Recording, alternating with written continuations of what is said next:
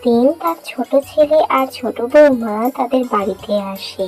আরে বাবা গোপাল, কেমন আছিস? ছোট বৌমা, কেমন আছো তোমরা?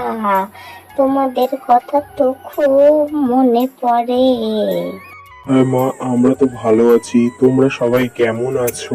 আমারও তো দিনকাল মোটামুটি চলে যাচ্ছে। তা তোকে ফোন করলে তুই তো ফোনই ধরিস না। আরে আরে নাও বাবা, তোমাদের অনেক কথাবার্তা হয়েছে, এবার তো ওদের দুজনকে একটু বিশ্রাম নিতে দাও, তারপরে আবার কথা বলো তোমরা।